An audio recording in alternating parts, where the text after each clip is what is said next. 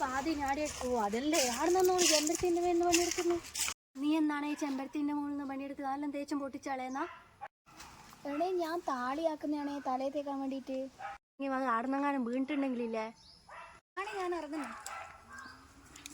കിട്ടിയിട്ടുള്ളോണേ എടേ അതിനെന്നാ വേണ്ടെന്ന ഇത് ഇതിൽ കുറെ കാന്താരി ഉണ്ട്. അതെല്ലാം ഇതാ കുറച്ച് തലയിൽ തേച്ചോ, നല്ലോണം മുടി വളരും. തിന്നാനല്ല ഞാൻ ഇത് പറിച്ചു തലയിൽ തേക്കാനാട്ടാ. ഇങ്ങനെ വന്നത് അതുകൊണ്ട് നീ ഇങ്ങനെ വന്നത്? എൻ്റെ വണ്ടിയിൽ എണ്ണ ഇരുന്നിട്ട് അവിടെ ഓഫായി കിടക്കുന്ന ഞാൻ ഒരുത്തൻ്റെ വഴിക്കുമ്പോൾ ഒരുപാട് പുറകിൽ കയറിയിട്ട് വന്നു.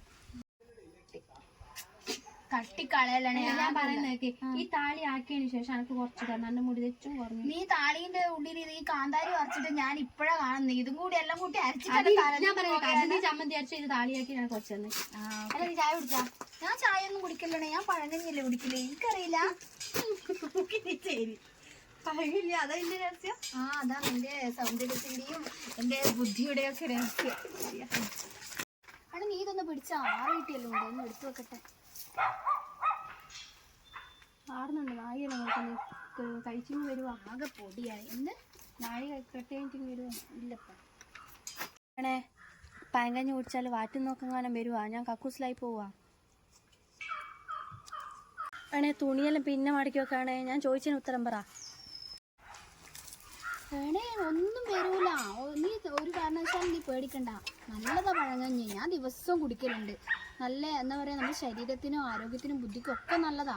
നീ കുടിച്ചോക്ക്. എന്നാ അമ്മ പറയലുണ്ട് ചായക്ക് കടിയൊന്നും ആക്കില്ല, നീ കുളുത്ത കുടിച്ചോന്ന്. അപ്പൊ ഇതന്നെയല്ലേ പഴങ്കഞ്ഞി തന്നെയല്ലേ ഈ കുളുത്ത? അതേണേ പഴങ്കഞ്ഞി തന്നെയാ കുളുത്ത. പോട്ടെ, അഥവാ ഇറക്കിയോൻ അതിലൂട്ടി എങ്ങനെ വരുന്നുണ്ടെങ്കിൽ നടക്കാനൊക്കെ വീട്ടിൽ പോയാലോ. കുറച്ച് പണിയുണ്ട് വീട്ടിൽ പോയിട്ട്. എന്നാ ശരിയാണേ പോട്. അമ്മേ അമ്മേ എന്നാണ് എനിക്ക് വേണ്ടേ? ഞാൻ ഇവിടെ തന്നെ ഉണ്ട്. നീ എന്നാണ് കൂക്കി വിളിക്കുന്നേ?